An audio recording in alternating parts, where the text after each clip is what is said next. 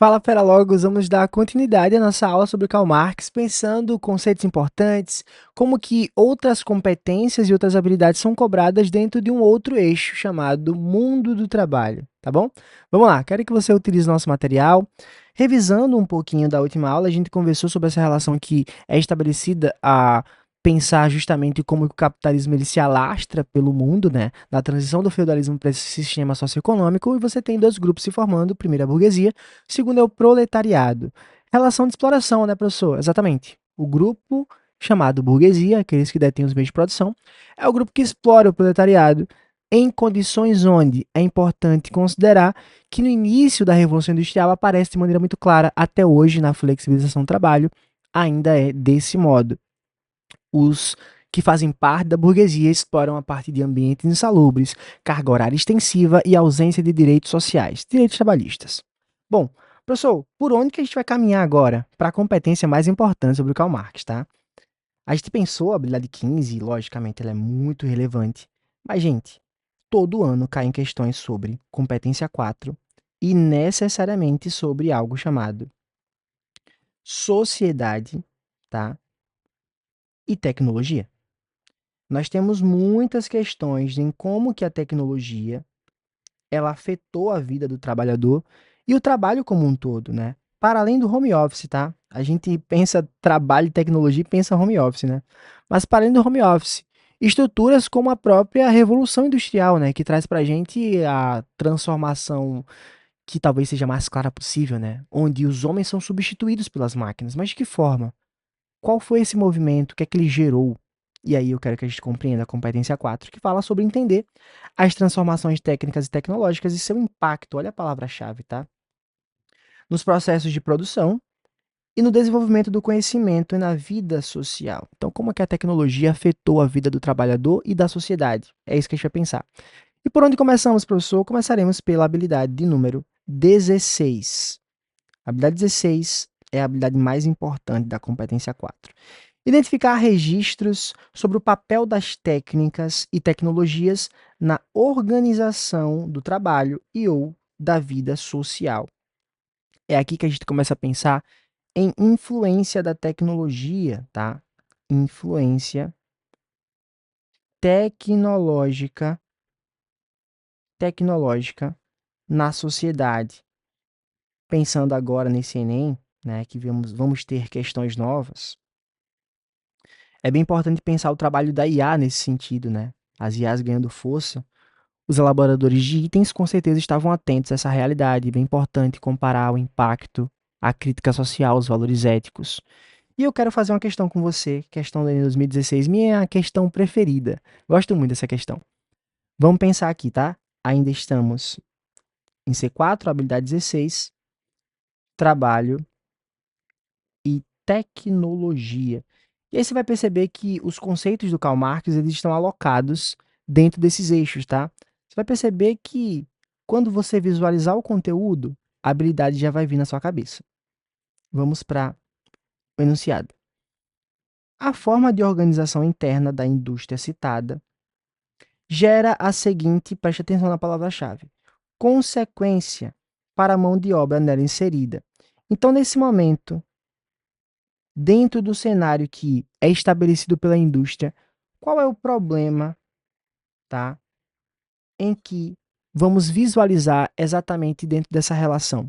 Vamos checar. Frank e Ernest. Olha aqui o diálogo 1, tá? Vou me aposentar amanhã. E sabe o que é que eu vou fazer? Olha o questionamento que ele está fazendo. Andar até o fim desta linha de montagem e descobrir o que eu estou fazendo há 30 anos. Professor, eu não entendi.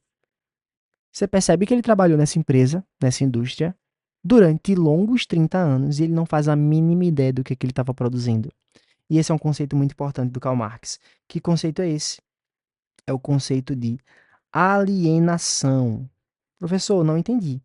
Alienação é um conceito que o Karl Marx vai atribuir a quando o capitalismo ele imerge tanto o trabalhador nessa realidade que ele está alheio, tá? A alienação veio do conceito de estar alheio ao que ele produz. Aquele trabalhador lá do período do feudalismo, né, que tinha um trabalho artesanal, ele entendia o porquê que ele estava fazendo, o que seria, por exemplo, a finalidade daquele produto, porque havia uma relação mais humanizada, tá, de oferta e demanda. Na indústria, não. Na indústria, o trabalhador tem que produzir. Não interessa o que ele tem que produzir, ele tem que produzir. E ele se torna alheio ao que ele produz. Isso vai nos ajudar demais a entender como que o Enem elaborou essa questão, como que o professor que elaborou esse item pensou na habilidade 16. Novamente, a forma de organização interna da indústria citada gera a seguinte consequência para a mão de obra nela inserida. Para o trabalhador, né?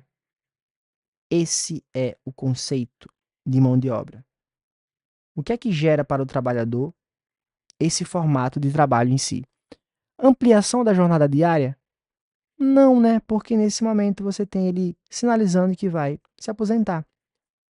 Melhoria da qualidade do trabalho. Olha, foge totalmente do que está aparecendo para a gente. Letra C, instabilidade nos cargos ocupados. Não estamos falando do cenário de desemprego, né? Letra D, eficiência na prevenção de acidentes. Não estamos falando de algo que intervenha em um ambiente insalubre. Letra E, desconhecimento das etapas produtivas. Desconhecimento nada mais é do que o próprio conceito de alienação aparecendo aqui para gente. O trabalhador, quando ele se aposentar, sabe por que ele vai até o fim da fábrica? Porque ele não sabe o que ele está fazendo durante 30 anos. Essa é a perspectiva, tá bom? Tudo bem até aí? Tranquilo? Conseguiu fazer bem essa questão junto comigo? Vamos pensar mais um pouquinho agora em conceitos importantes para o Enem. Novamente, utiliza flashcards, utiliza seu Anki, utiliza caderno de erros e conceitos. Isso é muito importante para os simulados e para as próximas questões.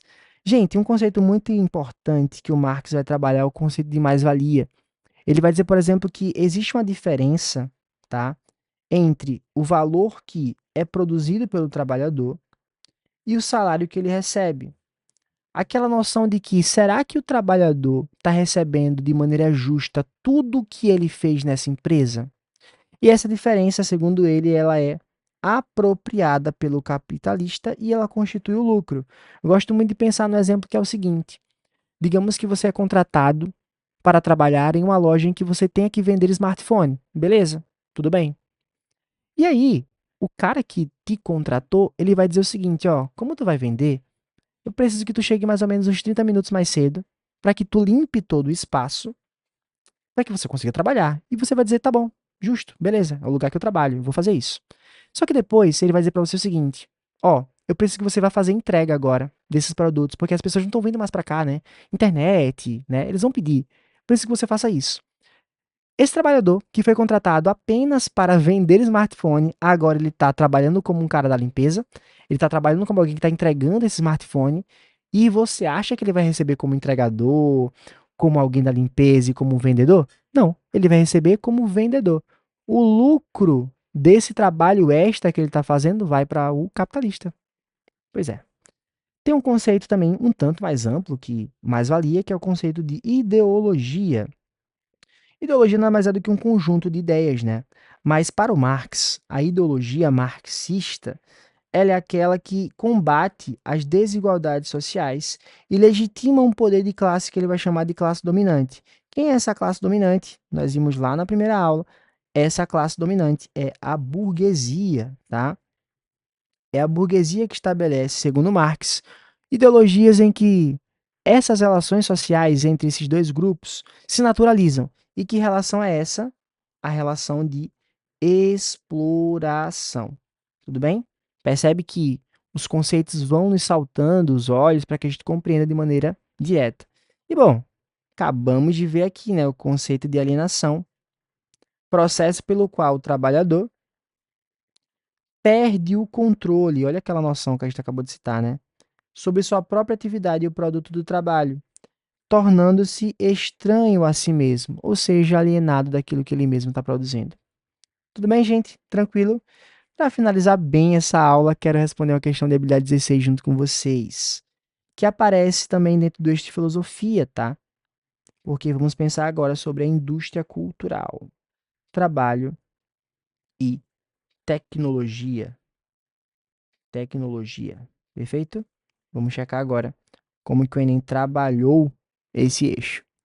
Ao analisar as consequências da dinâmica apresentada no texto, as autoras destacam a importância do conceito como. Que conceito é esse? Vamos entender. Uma das principais atividades provocadas pela arte, a reflexão, é abandonada pela indústria cultural, que é fruto do capitalismo, né, gente? Essa ideia do produzir, produzir, produzir sem gerar reflexão é fruto do capitalismo. Crítica que o Marx estava fazendo. A indústria cultural, esse é o conceito que a gente entende que o comando pediu para que a gente fosse se atentar, seria como uma isca que ilude os indivíduos com o sonho de que eles são livres, originais, únicos e especiais, quando na verdade o que é que essa indústria faz com a música, com a arte como um todo? Faz com que essas pessoas sirvam, sejam servos e parte de uma massa homogênea. Você percebe isso com os filmes, né? Que os finais, os enredos, eles constroem coisas que você já sabe o que é que vai acontecer, porque a massa consome isso. Então a indústria cultural não quer gerar reflexão, ela quer vender.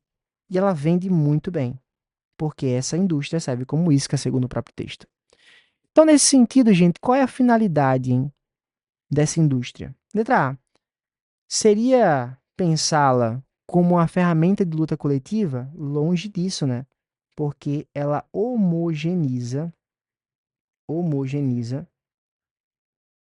as classes, né? Ela não trabalha com luta coletiva. Letra B. Como mecanismo de controle social, faz muito sentido, já que ela faz esse processo de utilizar a própria indústria como isca, né?